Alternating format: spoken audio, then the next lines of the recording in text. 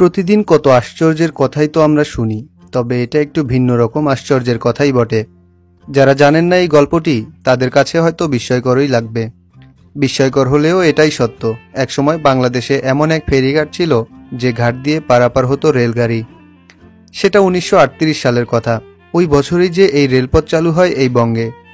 তখনকার দিনে ঢাকা মোটামুটি একটা চেনা শহর, কিন্তু এই শহরের সাথে গোটা দেশের সর্বত্র যোগাযোগ ব্যবস্থা একরকম ছিল না।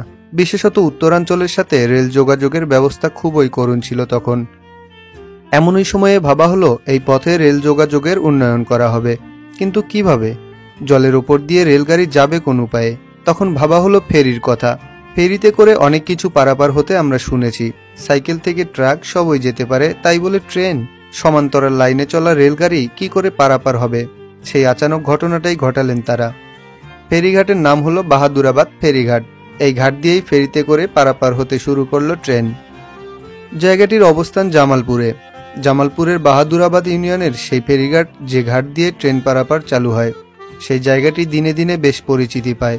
বাংলাদেশ তো বটেই, বিশ্বেও এই ফেরিঘাটের খবরটি ছড়িয়ে পড়ে। বাহাদুরাবাদ ফেরিঘাটের অন্য পাশে ছিল তিস্তামুখ ঘাট। সেই ঘাটের অবস্থান ছিল গাইবান্ধা জেলার ফুলছড়ি উপজেলায়। দুই ঘাটের মাধ্যমে এই ফেরি সার্ভিস দিত আসাম বেঙ্গল রেলওয়ের অধীনে। কৌতূহল হতেই পারে, কি করে এত লম্বা রেলগাড়ি ফেরিতে পারাপার হতো? উত্তরটা হচ্ছে, রেলের বগিগুলো খুলে আলাদা আলাদা করে ফেলা হতো। রেল ফেরিটিতে লাইনের সংখ্যা ছিল 13টি। এক একটি লাইনে 3টি করে রেল বগি বা ওয়াগন নেওয়া যেত। 1990 সালে বাহাদুরাবাদ ঘাট তিস্তামুখ ঘাটের রুট একটু বদলে যায়। যমুনা নদীতে নাব্যতা সংকট দেখা দেয়, ফলে তিস্তামুখ ঘাটটি স্থানান্তর করা হয় গাইবান্ধারই আরেকটি ঘাট বালাসী ঘাটে।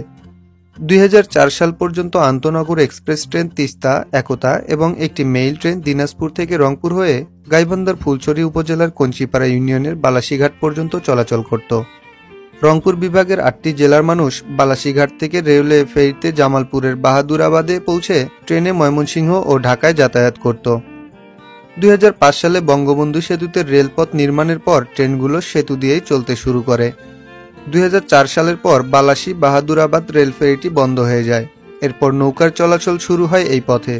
প্রতিদিন 3টি করে নৌকা চলে যাত্রী পারাপারের কাজে, কিন্তু পণ্য সামগ্রী আনা নেয়া থেকে শুরু করে যাতায়াতের সুবিধাজনক পন্থা হিসেবে এই পথে ফেরির প্রয়োজনীয়তা এখনো অনুভব করেন এখানকার মানুষরা।